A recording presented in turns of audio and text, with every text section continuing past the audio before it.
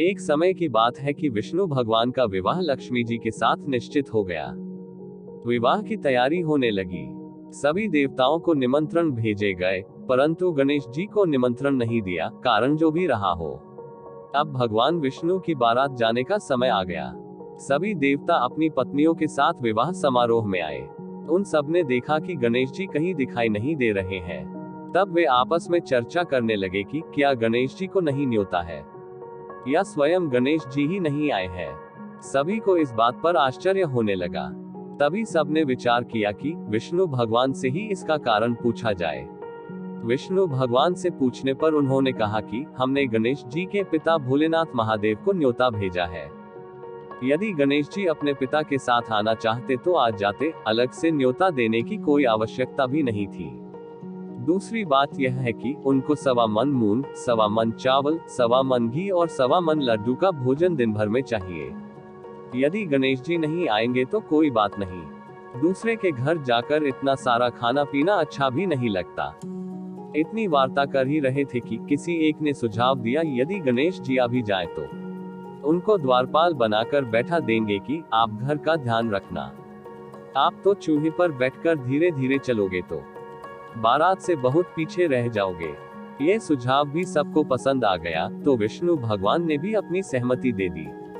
इतने में गणेश जी वहां आ पहुंचे और उन्हें समझा बुझाकर घर की रखवाली करने बैठा दिया। बारात चल दी। तब नारद जी ने देखा कि गणेश जी तो दरवाजे पर ही बैठे हुए हैं, तो वे गणेश जी के पास गए और रुकने का कारण पूछा।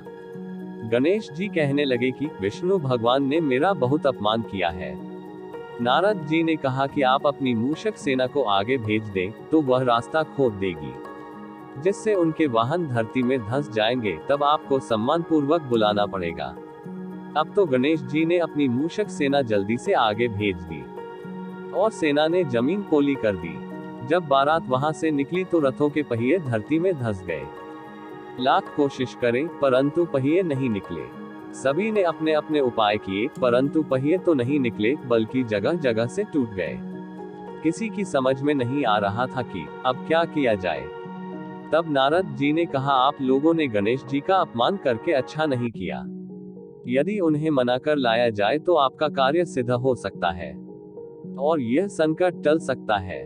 शंकर भगवान ने अपने दूत नंदी को भेजा और वे गणेश जी को लेकर आए। गणेश जी का आदर सम्मान के साथ पूजन किया। तब कहीं रथ के पहिए निकले। अब रथ के पहिए निकल को गए, परंतु वे टूट फूट गए, तो उन्हें सुधारे कौन। पास के खेत में खाती काम कर रहा था, उसे बुलाया गया। खाती अपना कार्य करने के पहले श्री गणेशाय नमः कहकर गणेश जी की वंदना मन ही मन करने लगा। देखते ही देखते खाती ने सभी पहियों को ठीक कर दिया। तब खाती कहने लगा कि हे देवताओं, आपने सर्वप्रथम गणेश जी को नहीं मनाया होगा और न ही उनकी पूजन की होगी, इसीलिए तो आपके साथ यह संकट आया है। हम तो मूर्ख अज्ञानी हैं, फिर भी पहले गणेश जी को पूजते हैं, उनका ध्यान करते हैं। आप लोग तो देवतागण हैं, फिर भी आप गणेश जी को कैसे भूल गए। अब आप लोग भगवान श्री गणेश जी की जय बोलकर जाएं, तो आपके सब काम बन जाएंगे और कोई संकट भी नहीं आएगा। ऐसा कहते हुए बारात वहां से चल दी और विष्णु भगवान का लक्ष्मी जी के साथ विवाह संपन्न करा के सभी सकुशल घर लौट आए। बोलो गजानन भगवान की जय।